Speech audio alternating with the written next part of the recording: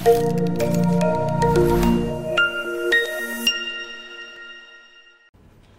Cak, halo Neng, ya apa kabare?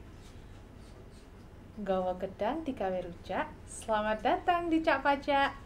Cak Pajak, cangkrukan pajak Kanwil Jatim Siji. Wani. Halo Cak dan Neng yang lagi nonton. Apa kabarnya hari ini? Ketemu lagi kita bersama dengan Ning Gigi dan Cak Iping. Cangkruk-cangkruk lagi kita, Cak. Ya. Halo Cak, halo Neng, ya apa kabar? Sehat-sehat kabeh ya? Pastinya semoga semua sehat ya, Cak ya. Hari ini kita cangkruk lagi nih, Cak. Siap, Mau siap. membahas SPT tahunan buat wajib pajak orang pribadi karyawan. Ya, SPT tahunan ya. Nah, kalau kemarin kita kan sudah mengupas nih, kenapa sih kita harus lapor SPT tahunan? Masih ingat nggak Cak Daning? Kalau misalkan lupa nih, boleh loh dilihat lagi playlist YouTube channel kita Kanwil DJP Jawa Timur 1. Dan bisa loh ditonton lagi Cak Pajak yang episode sebelumnya. Nah, kali ini kita mau mengupas lebih dalam lagi. Kita kupas-kupas tapi lebih dalam ya. Betul. Ya. Mengenai SPT tahunan wajib pajak orang pribadi karyawan. Gitu Cak Iping. Seperti yang setelah kita tahu kan, formulir laporan SPT tahunan itu kan ada bermacam-macam gitu ya, ada bermacam-macam. Nah, untuk wajib pajak orang pribadi ini pakai formulir yang mana gitu? Iya, untuk formulir yang dipakai SPT orang pribadi itu pada dasarnya ada dua ya. Ada yang khusus untuk karyawan dan ada yang khusus untuk yang menjalankan usaha atau pekerjaan bebas. Kalau menjalankan usaha dan pekerjaan bebas itu pakai formulirnya namanya 1770 gitu ya. 1770. Tapi khusus untuk karyawan itu dibikinkan SPT tersendiri yaitu 1770 S dan 1770 SS seperti S itu. dan SS itu bedanya apa? Secara gampang sih kalau SS itu untuk yang penghasilan brutonya tidak lebih dari 60 juta dalam 1 tahun. Oke. S lebih dari 60 juta seperti itu. Jadi kalau tadi ya kita lihat dulu ya berarti ya yang bersangkutan ini menjalankan usaha bebas atau tidak. Nah, kalau usaha bebas berarti pakai yang 1770.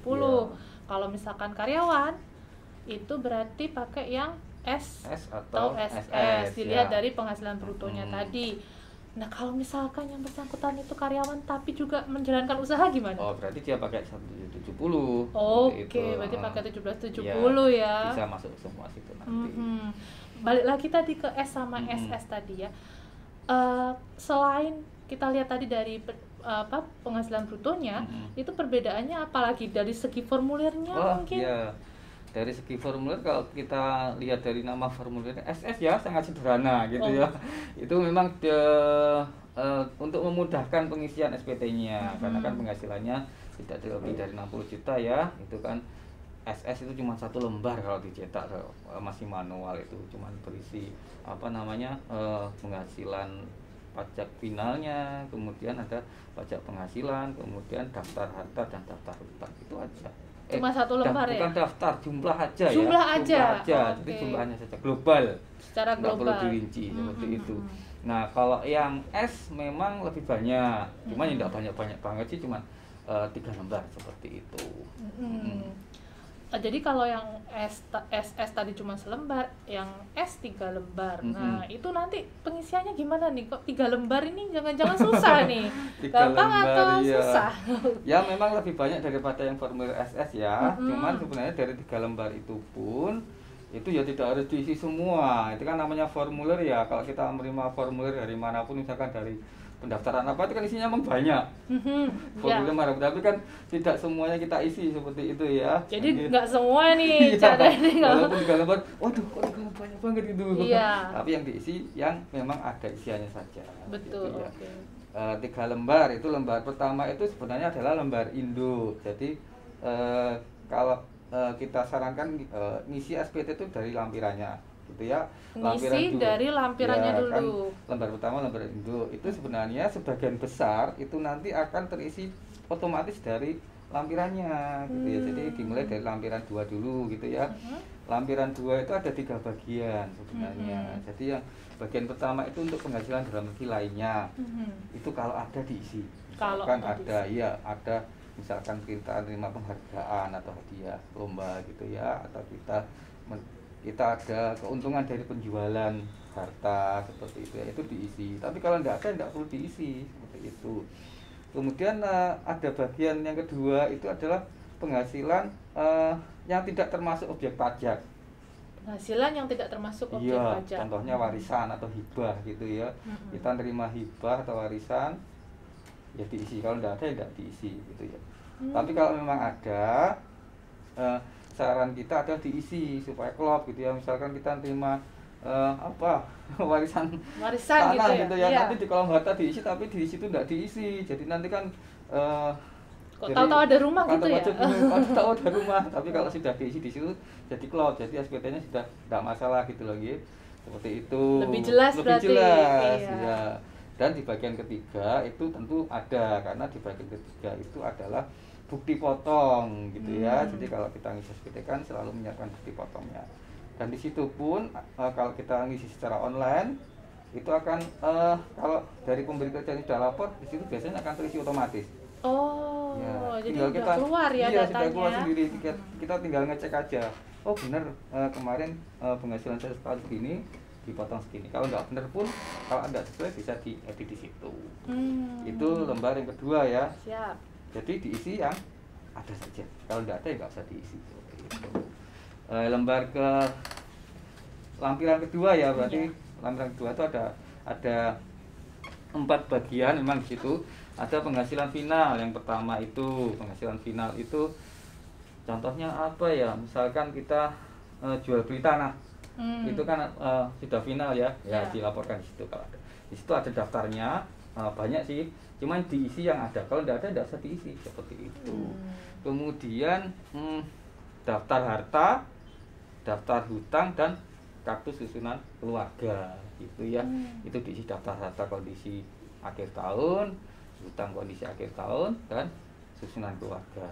Itu untuk mencocokkan dengan pengurang penghasilan tidak kena pajak kita seperti itu. Sudah selesai. Kalau sudah lampiran 2, lampiran 3 diisi, lembar induknya akan otomatis sebagian besar terisi. Cuma bagian kecil aja yang harus diisi. Gitu ya. Jadi gitu, itu tadi caranya apa-apa saja yang harus diisi pada saat melaporkan SPT tahunan orang pribadi karyawan dengan formulir S.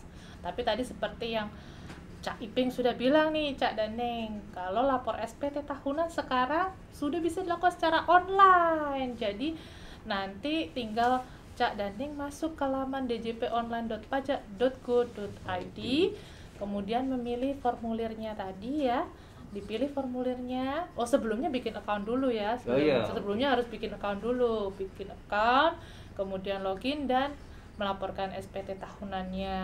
Dan tadi ada banyak sudah disampaikan juga nih sama Cak Iping, kemudahan yang bisa didapatkan kalau misalkan melaporkan secara online. Contohnya tadi bukti potongnya itu bisa nanti langsung keluar ya kalau sudah diinput oleh pemberi kerjanya. Kemudian selain itu Cak Daneng itu bisa memilih mau lewat formulir langsung bentuknya atau dengan panduan. Jadi kalau bingung masih bisa nih pilih dengan panduan pada saat pengisian SPT tahunannya. Jadi yang saya jelaskan tadi kan mungkin masih bingung ya, masih dalam awang-awang gitu seperti itu. Gitu. Tapi kalau kawan pajak nanti memakai e-filing DJP online gitu ya, di awal itu kan ada pilihan apakah penghasilan lebih dari 60 juta atau kurang. Ketika dipilih tidak lebih, maka dia akan langsung otomatis masuk ke SS gitu ya. Kalau lebih dia masuk ke S. Nah di situ lagi nanti kan bisa memilih, dia bisa memilih memakai formulir atau memilih pakai panduan pengisiannya. Kalau memilih panduan itu gampang nanti. Misalkan yang tadi pertanyaan, apakah Anda punya penghasilan dalam negeri lainnya? Tidak. Nah, dia langsung otomatis tidak akan mengisi. Apakah punya penghasilan yang bukan objek pajak? Ya seperti itu. Jadi tinggal ikuti aja, nanti formulirnya akan terbentuk gitu ya. Jadi sangat mudah ya kalau misalkan melaporkan lewat online. Iya, Jangan lebih sampai mudah nggak pakai lapor online. ini. Iya. Masih bingung lagi. Nanti teman-teman pajak bisa lihat di Di YouTube channel, ya. betul. Di apa ya namanya Di ya? Direktorat Jenderal Pajak, YouTube channelnya Direktorat Jenderal Pajak itu ada tutorialnya Iya, bagaimana betul. melaporkan Berupa SPT tahunan. Video ya, jadi tinggal Hmm. dilihat dulu gitu. Atau di KPP mungkin ada kelas-kelas pajak ya. Betul, ya. Udah lengkap sekali. Kalau bingung, misalnya masih bingung, bisa lihat tutorial. Tutorial masih bingung juga, ikuti kelas pajak Kelas yang pajak. ada di KPP. Sungguh sangat komplit ya. Pokoknya Direktorat Jenderal Pajak selalu berusaha memberikan kemudahan untuk wajib pajak dalam menjalankan kewajiban perpajakannya. Matur nuwun loh Cak Iping sudah mau berbagi informasi seputar SPT tahunan karyawan buat Daning yang lagi nonton di rumah. Ya, semoga bermanfaat. Jangan lupa kawan pajak yang belum menyampaikan SPT tahunannya segera menyampaikan SPT tahunannya. Yuk segera lapor SPT tahunannya. Jangan nunggu tahun depan. Oke. Ingat-ingat ya Cak, ingat-ingat Neng, untuk melaporkan SPT tahunannya segera. Buat yang belum laporan, ayo segera, jangan tunggu tahun depan. Oke. Sekian episode Cak Pajak kali ini. Melaku-melaku Neng Tunjungan, maafkan daku bila ada kekurangan. Sampai bertemu lagi. Cak pajak, Cangkruan pajak, kami Jatim Siji, Wani.